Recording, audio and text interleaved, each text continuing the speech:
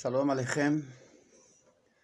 Hoje faremos a abordagem da Parashá e depois eu quero trazer para vocês um brinde especial, que trata-se de um comecinho de estudo de Guemará, de estudo do Talmud. Mas, desde já, eu quero avisar que evitem estudar em conteúdo traduzido, porque a Guemará é impossível de se traduzir. Mas vamos fazer primeiro a abordagem sobre a Parashá. As duas parashiot de hoje são Matot e Maseré.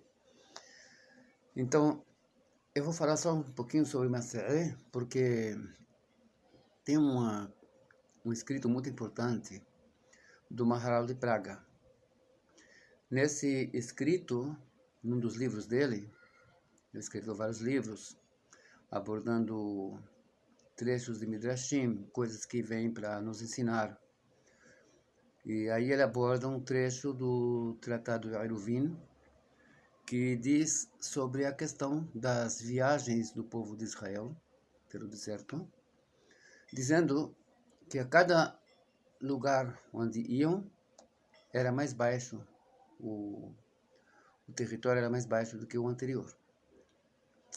E nessa abordagem ele diz o seguinte: a Torá, ela precisa que a pessoa que a estuda se coloque sempre num estado de não querer ser superior aos demais, sempre estar mais baixo, assim como foram as viagens do povo de Israel, que vem nos ensinar isto. Assim como a água. Então a Torá é comparada à água, e a água, ela nunca fica num lugar alto, ela fica num lugar baixo. Então a pessoa procura o caminho da humildade, procura o caminho de saber não ser, como se diz, shahatan em português, não ser aquela pessoa que se apresenta como superior, que sabe mais, que é mais que outras pessoas. Assim como nós vemos no Talmud, Berachot, que Rabbi Yohanan nunca conseguiram saudá-lo antes que ele o fizesse. Ninguém conseguia dizer para ele, Shalom, antes dele mesmo se adiantar às pessoas. São coisas que nós podemos muito aprender disto. Estou acostumado a ver pessoas que chegam em supermercados e começam a agir com uma forma assim de desprezo com caixas. E são coisas que nós precisamos evitar, principalmente as pessoas que estudam Torá, porque não é o caminho da Torá. O caminho da Torá é que nós sejamos sempre atenciosos com os demais e nunca procuremos grandeza, ser maior, ser mais importante, nos apresentarmos de uma forma assim. Desculpe. Então é isso. Essas viagens do povo de Israel pelo deserto, como nós vemos na Parashat Maseré, ou também no começo de Bamidbar, nós também temos isto.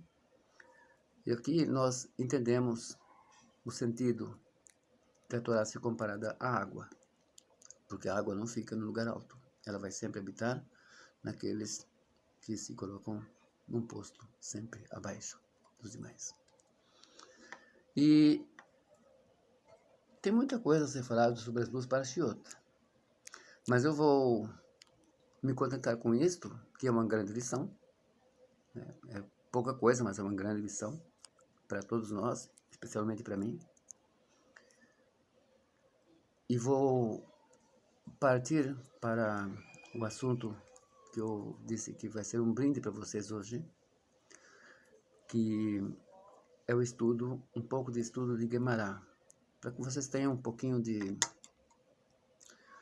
do sabor que é o estudo de Guemará. muito raciocínio, muita lógica, e é um estudo muito especial. De antemão, aviso que o meu sistema de estudo é muito direcionado, muito influenciado pelo sistema do Gaon de Vilna, como eu já falei várias vezes aqui. Então, apesar de que eu vou fazer essa abordagem com vocês, é só para vocês terem realmente o prazer de conhecer como funciona.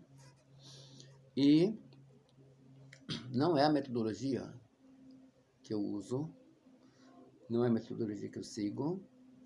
O que eu aconselho é que quem queira saber todo o Talmud, que principie, como aconselhava o Gaon de Vilna, somente com a Mishnah, que aprenda toda a Mishnah. De preferência, eu dou preferência à exegese do Rambam. Por quê? Porque o estudo da Gemara, quando a pessoa conseguir chegar à Gemara, depois que terminou todo o estudo da Mishnah, quando a pessoa entrar na Gemara, ele vai ter outra visão, uma visão um pouco diferente da visão de Rashi e também dos Tosafot, dos rabinos provençais. Por que isso é importante? Porque Rabbi Moshe ben Maimon, ele foi discípulo de Rabbi Yosef Halevi de Megash. Rabbi Yosef Halevi, por sua vez, foi discípulo de Rav Alfasi, Rabbi Yitzhak Alfasi HaKohen. E Rabbi Yitzhak Alfasi HaKohen, por acaso, foi o discípulo do último dos Geonim, de um dos últimos. E os Geonim, por sua vez, geração por geração, são diretamente dos Amoraim, dos rabinos do Talmud. Então, as explicações, a exegese, tem fonte direta no Talmud, diferentemente dos rabinos provençais, que o que chegava para eles, às vezes, do conteúdo dos Geonim, era muitas vezes falsificado pelos padres que sabiam bem hebraico e sabiam o que fazer para falsificar. E nem sempre eles podiam ter acesso a tudo o que vinha. Então, muitas vezes eles tiveram que encontrar explicações para termos, para assuntos, comparando trechos de um lugar para o outro, além do que eu já disse várias vezes, que na minha opinião os Tosafot, os rabinos provençais, netos de Rashi, usaram muito o sistema do sofisma. Para quem não sabe o que é sofisma, eu vou deixar claro e vou trazer um exemplo. O sofisma, na filosofia, é um termo que indica que o mestre pode usar uma estratégia de dar uma explicação errônea, equivocada aos alunos, para que esses busquem por si próprios e consigam, pelo próprio esforço, a forma correta da análise do texto ou do assunto filosófico. E no caso, aparentemente, os Baalei Tosafot usavam muito esse sofisma, apesar de que muitos rabinos podem até discordar de mim, porque eu sei que muitos vão após as explicações dos Baalei Tosafot, mas acaba sendo que o Gaon de Vilna desaprova que a pessoa estude a Gemara já se apoiando em Rashi ou nos Tosafot. E que deixem para estudar o Tosafot somente depois que souberem toda a Gemara, todo o Talmud. Agora, eu disse que ia dar um exemplo de onde nós encontramos no sofisma, o que eu chamo de sofisma, que levou, inclusive, rabinos a alterarem o texto do Mishneh Torah para fazer com que as palavras do Rambam no Mishneh Torah estivessem de acordo com o que trouxeram os Baalei Tosafot. Trata-se da página 79 do Tratado Shabbat. Lá, o trecho todo fala sobre a posição dos pergaminhos, né? Qual que fica do lado do couro do animal e qual fica do lado da carne, que assim é dividida a pele.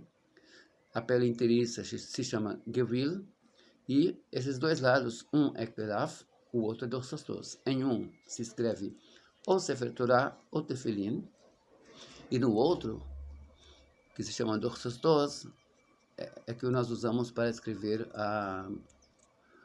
as mezuzot. Pois bem, só que ali os Tosafot inverteram tudo o que está constando na Gemara e explicam de uma forma totalmente contrária. Ou seja, para mim fica claro que trata-se de um sofisma. Nós temos outro exemplo que parece ser bem sofismático nos Tosafot, que é a primeira Mishnah do Tratado Makot, onde eles tratam do assunto da penalidade de uma filha de um Kohen. Então, nesse caso, nós já entendemos também que claramente trata-se de sofisma. E quem tem acesso aos manuscritos do Mishneh Torah, ou a primeira edição que eu tenho aqui em foto, né, o livro todo, que foi publicado em Israel, da primeira edição do Mishneh Torah impresso, impressão romana, né, foi feito na Itália. Essa primeira impressão ainda consta lá, conforme os manuscritos, a posição não invertida das peles, conforme consta no Talmud, no Tratado do Shabat, na página 79, como eu citei.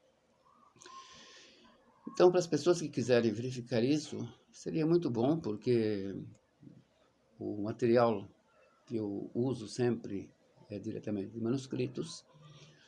Eu não confio nos livros impressos.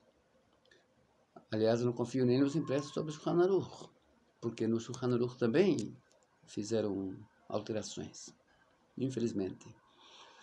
E muitos acham que só os cristãos fizeram alterações nos nossos livros, mas não, teve censura rabínica também, infelizmente.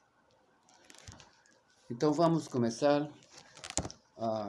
Como eu disse, não é o meu sistema de estudo, mas eu quero que vocês tenham um pouquinho de prazer no primeiro estudo da Mishnah e da Gemara, se tivermos tempo para entrar um pouquinho na Gemara também. Então, a primeira Mishnah do Tratado Baba Messiah. Como eu já disse, está tudo fora de ordem aqui. Baba Messiah é Seder Nezikrin, e o correto é começar pelo Seder Zeraim, depois passar para Moed e depois somente passar para Nezikin.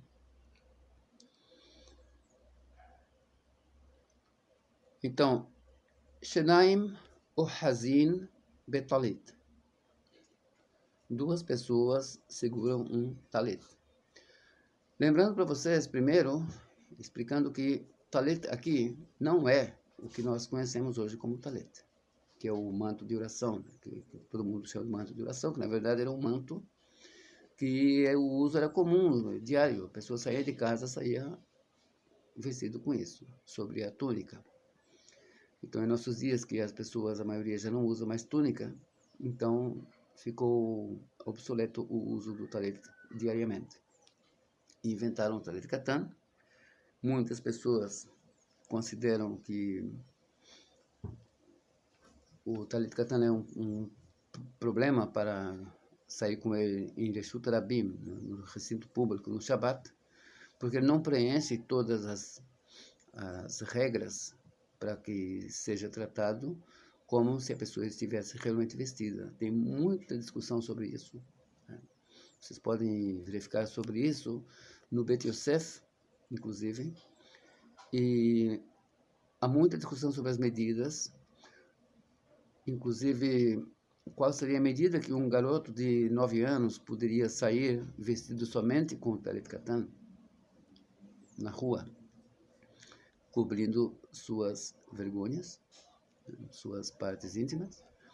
E aí nós entramos numa discussão imensa sobre as medidas corretas para que se possa usar como o talit katan, incluindo no Shabat, no recinto público.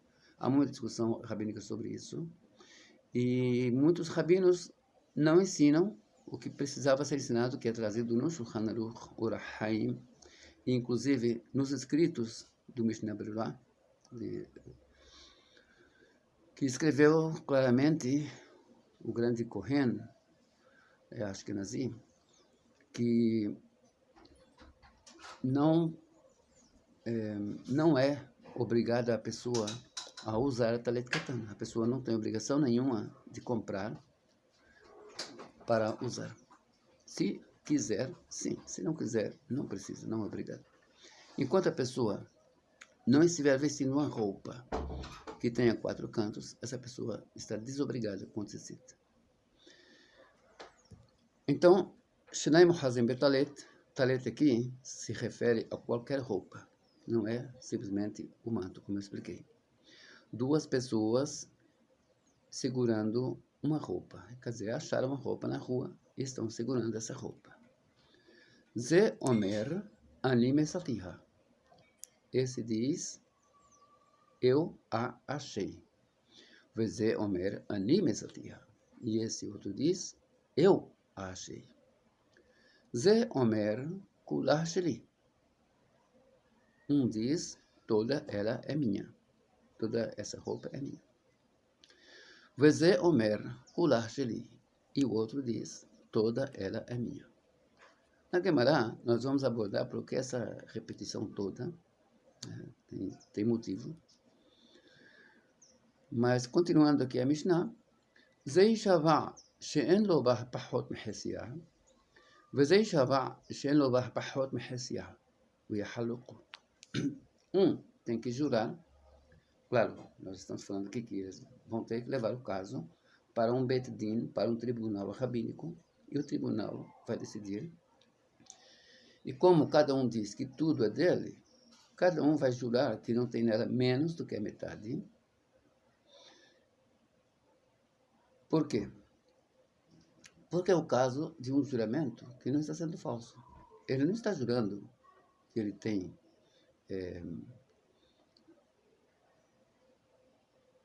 a metade, ele não está jurando que ele tem toda ela. Ele está jurando que ele tem menos, não tem nela menos do que a metade. O que significa que mesmo se ele não tiver nada, mesmo se ele tenha sido o atrasado que chegou e pegou e disse que pegou junto, mesmo nesse caso ele não estaria mentindo, porque se eu não tenho nela menos do que a metade, então eu não tenho nem menos que a metade, não tenho nada. Ou eu não tenho menos que a metade, quer dizer, eu tenho exatamente a metade. E não está dizendo que ele não tem mais do que isso. Ou seja, tudo fizeram para que a pessoa não esteja jurando em falso. E por que esse juramento é importante? Todo caso de Bet Din, onde a pessoa precisa jurar, a pessoa declaradamente vai se apresentar num juramento em nome de Deus. E se a pessoa estiver mentindo, logicamente ela vai ter medo. Na hora que ela arredar o pé e não querer jurar, já vão saber que ela é falsa. Então, é um assunto muito importante. Agora nós vamos passar para a segunda parte da Gemara.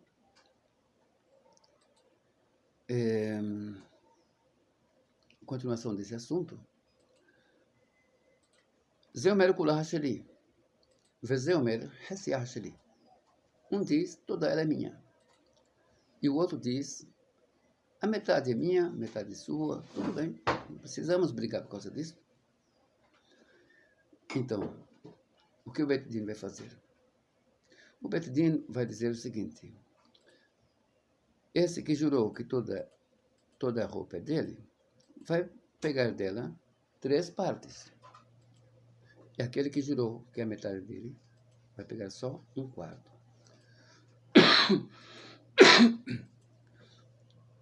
Uma vez eu perguntei para uma pessoa que estava mergulhada no cristianismo, e eu disse, se a pessoa que disse que a metade dele é a metade do outro, era uma pessoa pobre, qual seria a decisão correta? Ele disse, dar toda ela para ele.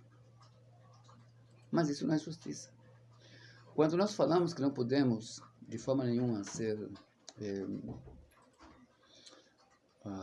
parciais em julgamentos da Torá, nós não podemos levar em conta uma pessoa porque ela é rica, mas tampouco levar em conta a pessoa porque ela é pobre. Nós temos que ser imparciais, justos. No caso, uma pessoa disse que toda era dele, e aquela outra pessoa disse que metade dele, ele pode dar outra metade para o outro. Não vamos discutir por causa disso. Mas essa pessoa que disse que a metade é dele, ele simplesmente admitiu que toda a discussão agora recai só sobre essa metade que ele quer para ele. Já não recai sobre toda a roupa. Ao outro lado, ele já admite que é do outro. Então, vai recair a discussão agora só sobre a parte dele. E por isso ele recebe um quarto.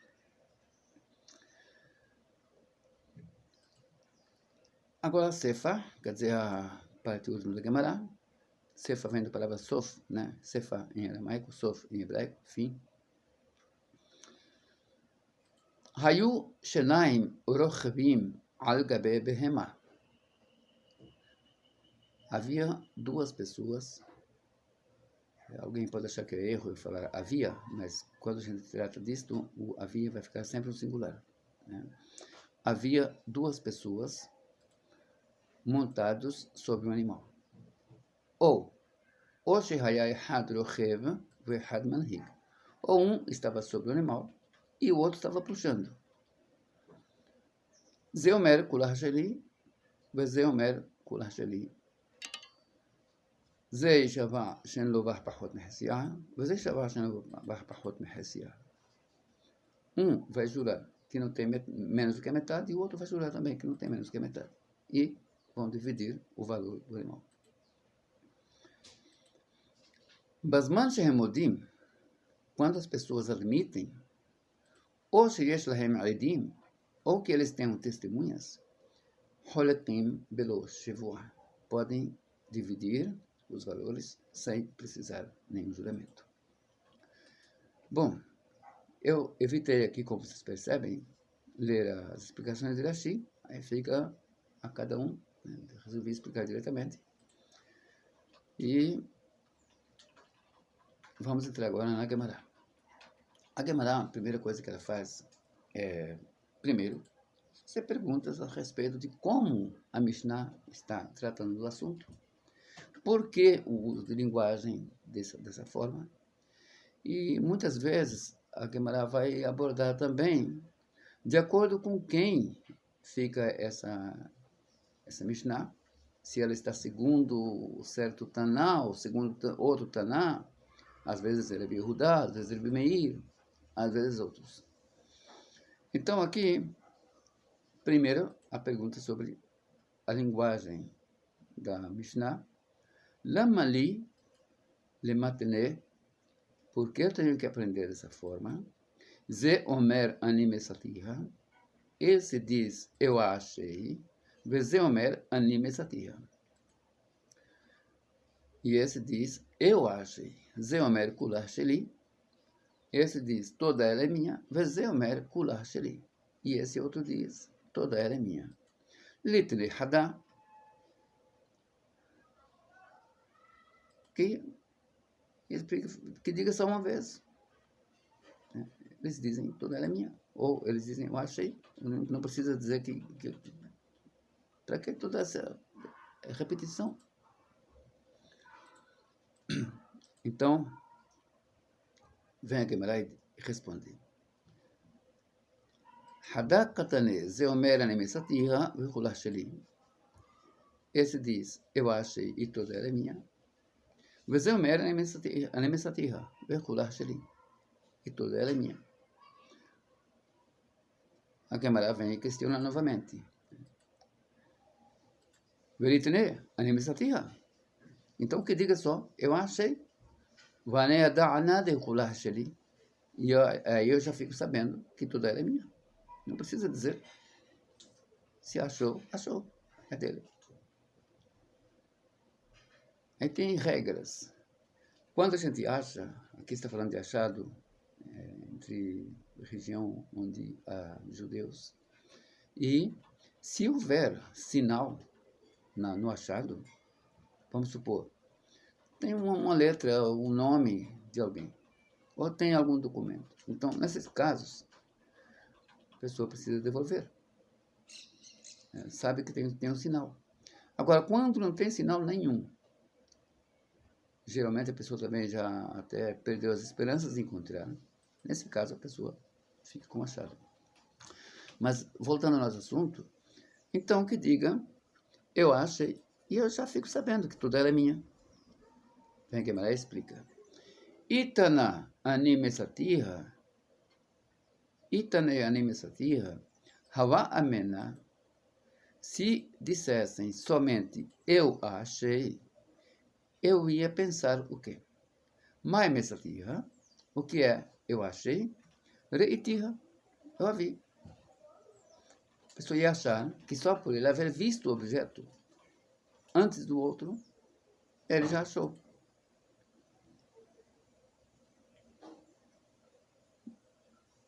Afargav de la tailide bereia be almaqane. Apesar de não haver chegado ainda às suas mãos, né, apenas viu, ele vai achar que esse achado, ele já tem direito nele.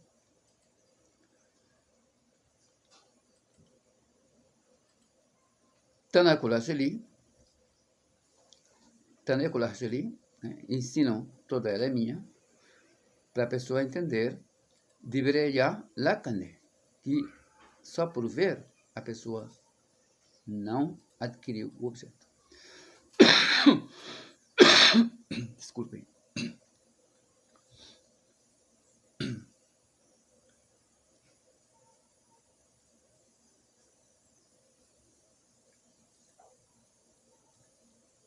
Pergunta Gemara.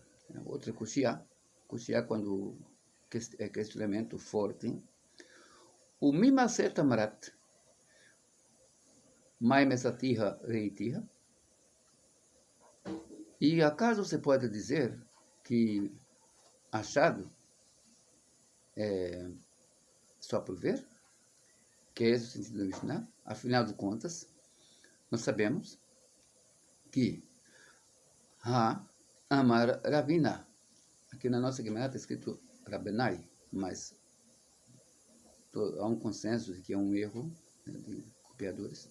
Então é Ravina. Ravina e Rav Hashem são os dois últimos rabinos da época de Gemara, e foram eles que selaram o Talmud.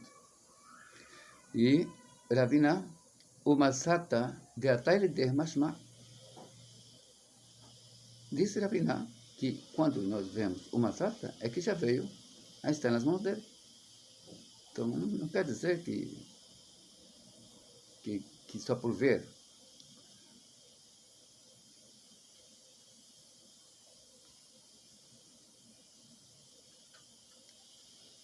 E sim, o Masata de Qará. O Masata que está escrito na Torá. Nós falamos que Qará é um pasuk. Derta lider mashma, que veio às suas mãos, que chegou às suas mãos. Mashma significa. O mihu, porém, mihu em aramaico é o mesmo que aval em hebraico. O mihu, Tana, o nosso Tana, que escreveu essa Mishnah, Lishana de Almanakat, a linguagem geral das pessoas, como as pessoas conversam na rua, é o que traz. Umid Hazeleh Amaranash Kahet. E, a partir do momento que a pessoa viu, a pessoa já tem a tendência a achar que já adquiriu. Enquanto você não levantou o objeto, um tefar, né? Um tefar seria mais ou menos essa altura, um pouquinho mais que 10 centímetros, talvez, uns 10 centímetros mais ou menos. Enquanto você não fez isso, não segurou, não levantou do lugar, você não adquiriu, não é aquisição. Mas porque as pessoas estão acostumadas a dizer que acharam quando viram alguma coisa, então foi esse o sentido da pessoa que escreveu o Mishnah, quando ele escreveu dessa forma, para que as pessoas entendam. Então, por isso, tem essa repetição toda.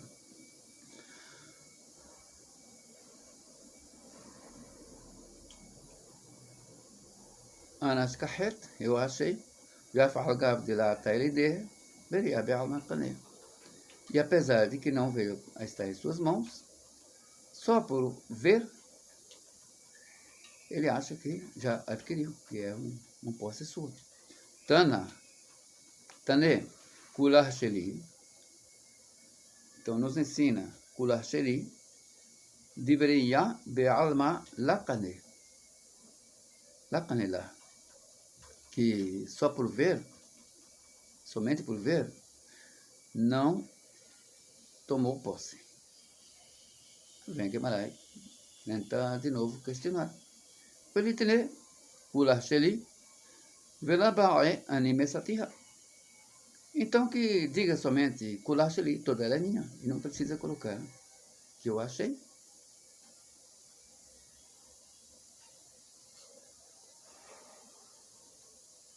E Tane Kulah Sheli, se a pessoa disser, se estivesse ensinando Kulah Sheli, somente isso, sem dizer que achou, Hava Aminah, eu iria pensar, a pessoa iria pensar, Be'alma, de Katane Mesati Haberiya, Be'alma Kane, que a pessoa, simplesmente por ter achado, só por ver, a pessoa iria ter a aquisição. Então, é necessário a repetição, novamente.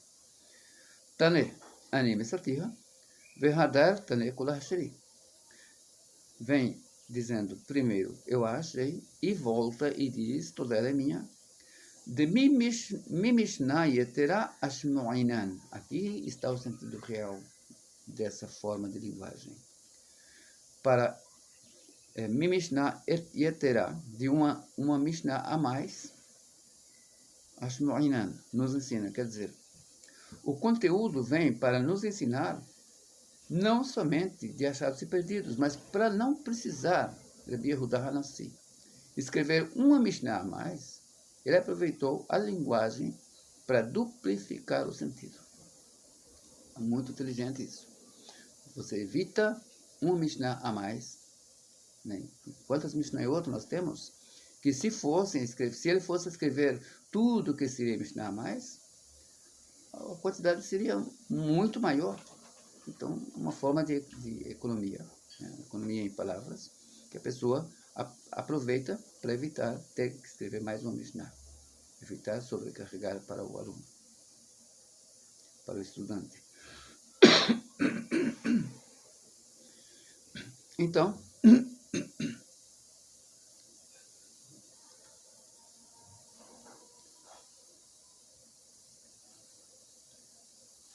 Tanele Misatiha, Tane Kulashiri, e Mishnah Yetera Ashmohian.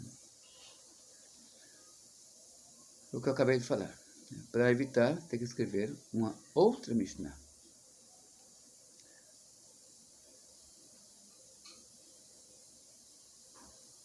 De Reia Lakane, que somente por ver a pessoa não adquiriu o objeto, não tomou posse. O Mimasita Marat Hadakatane, Veha Zevaze Katane. Agora a pergunta é outra. Porque este diz, eu achei, e este diz, eu achei, este diz, toda é minha, e este diz, toda é minha. É cansativo. Né? Então, Zeu Merculo Acheli, Zeu Meranizatia, Zeu Merculo Acheli, é suficiente. Não precisava dizer, né? Esse diz, eu achei, toda é minha. Não precisa ficar repetindo. Zeu Meranizatia, Zeu Merculo Acheli. Amar Rav Papa, disse Rav Papa, Veitema, e há quem diga que não foi Rav Papa que disse isso, foi Rav Shime Barasher.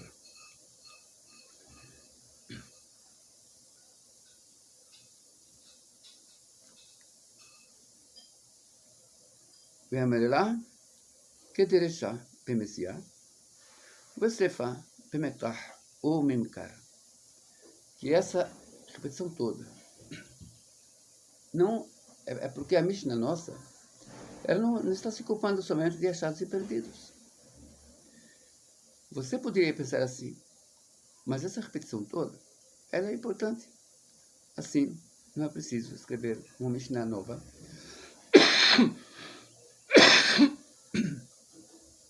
para falar sobre questão de compra e venda.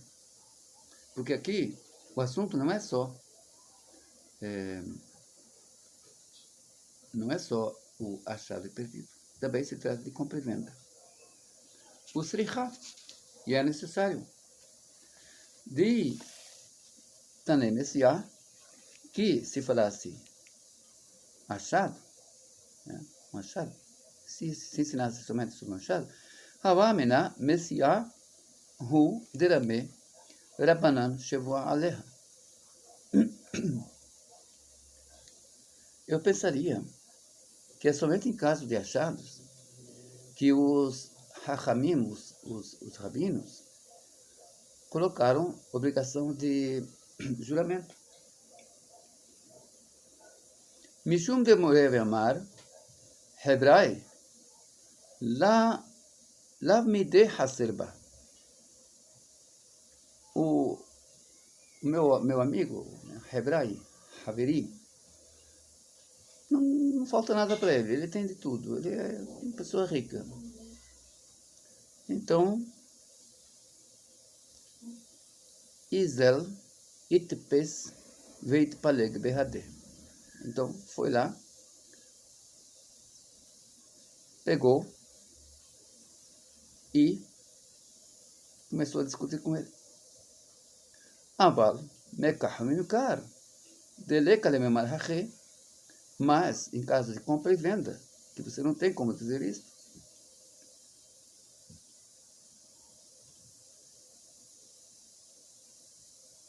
é malá. Então você pode dizer que não precisa juramento nenhum.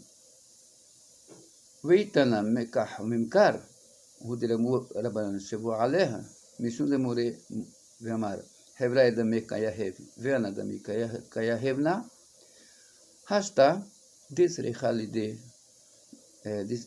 Disrechalididi, Ashkale Ana, Hebrai Lemitrah Lisban. E se dissermos que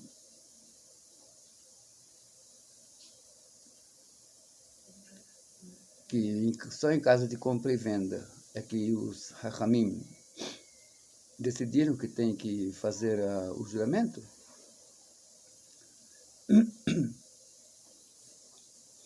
então vamos colocar um caso em que uma pessoa deu dinheiro, outra pessoa também deu dinheiro. O vendedor não sabe exatamente nem quem deu primeiro e nem de quem ele recebeu. E agora, a pessoa que se acha mais necessitada, se acha no direito de pegar e levar para ele.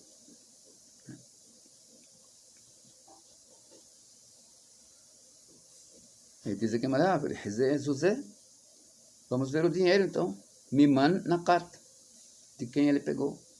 La sericha, não é necessário. De nakat mitarvaiho, que ele pegou dos dois, como eu falei antes. Adiantei um pouquinho, né? Infelizmente fiz esse erro. Mehad meda'ate, de um, conscientemente, o mehad ba'al korhe, e do outro, porque foi obrigado. O cara forçou a receber.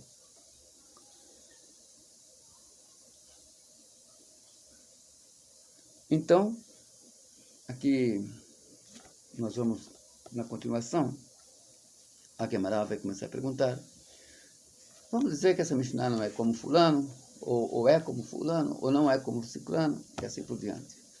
Então, por aqui nós paramos. Foi um pequeno estudo, mas espero que seja proveitoso para todos. Hoje não me resumi somente na palestra da semana.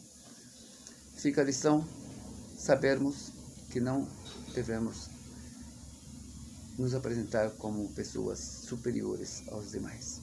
Afinal de contas, tem um trecho na Gemara que diz: quando a pessoa estiver a ponto de cometer uma transgressão, pensa no dia da sua morte. E isso nos leva a considerar um assunto muito importante, que, aliás, A maçonaria faz bastante uso disso, né? Quando a pessoa é iniciada nessa ordem. Tem uma coisa que eles chamam de vitriol, que é para a pessoa considerar que todos nós viemos para esse mundo e não vamos ficar nele, e daqui nós não vamos levar nada. Então por que querer ser mais que os outros? Por que ostentação? Nós não precisamos disso. E isso até prejudica quando a pessoa quer aprender a Torá. Voltando para o assunto judaico, deixando um pouquinho maçonaria. Vocês entendem o sentido da caveira na maçonaria? É exatamente esse. Para a pessoa pensar que nós simplesmente vamos todos um dia estar na sepultura e desse mundo nós não levamos nada. Já no judaísmo temos essa mesma visão e aprendemos também que não somente isso, senão prejudica até mesmo no que concerne ao conhecimento amplo da nossa Sagrada Torá. Desejo a todos, desde já, Shabbat Shalom, Umevorach, com muito apreço. Espero que essa aula de hoje, que foi um pouquinho mais aprofundada, né, porque nós entramos um pouquinho na Guemará, foi só um pouquinho, mas já deu para sentir o prazer que é o estudo da Torá. Porque quando você entra na Guemará, você simplesmente encontra uma satisfação inefável. Shabbat Shalom, Umevorach.